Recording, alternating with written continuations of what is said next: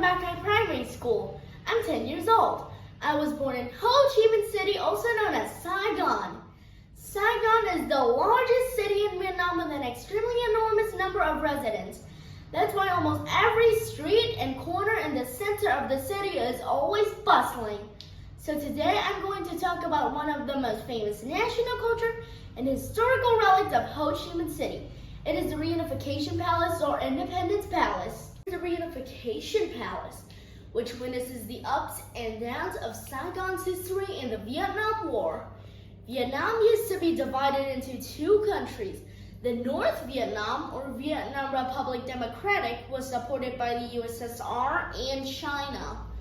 The South Vietnam Republic was supported by France, Great Britain, and the United States.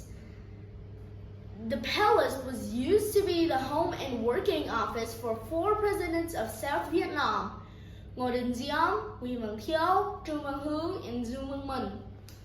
Built by the French during the period of 1868 and 1871, the palace was originally served as the home and the command center of the Governor-General. Later, in 1954, the palace was then taken by Saigon's government, represented by President Ngô Đình Diệm, as well as renamed Independence Palace. After being demolished in 1962, the palace was then replaced by another building. Inaugurated in 1966, the new palace quickly became the major headquarters of the Saigon's government. It is quite proud to say that Independence Palace has witnessed many significant historical events, especially the rise and falls of the other four presidents of South Vietnam.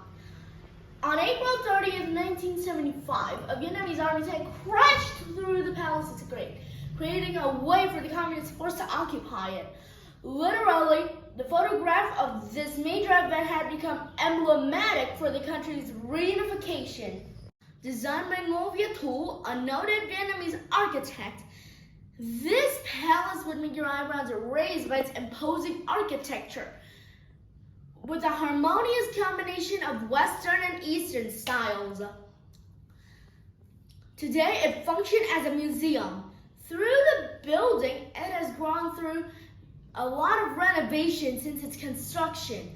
Only the working office and the president's chamber remain unchanged. Of course, tourists are allowed to visit most areas of the palace, ranging from upstairs reception room to downstairs meeting room to the president's chamber.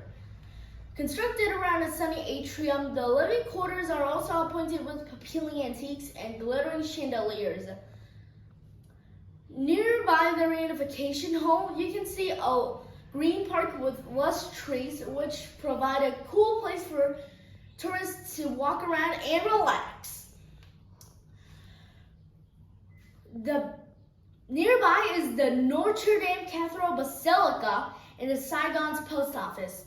The first reason why I'm attracted to Independence Palace is because it has immense historical values, as well considered as a symbol of victory, peace, and territorial integrity.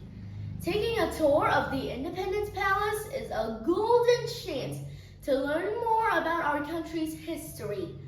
In fact, the Independence Palace still retains a lot of historical artifacts, like the UH-1 helicopter of President Nguyen Văn Thieu and the Jeep M152A2 used to carry the last president of South Vietnam, Du Văn Minh, to the Saigon radio office to read the statement of surrender. April 30th, 1975, 390 tanks, 843 tanks, and Fe-5 fighters. After all, Independence Palace has strongly stayed in the minds of many Vietnamese generation. It is known as a popular and must-see historical witness, which travelers should spend time dropping by when setting foot in Ho Chi Minh City. Thank you for watching. I hope you like my video.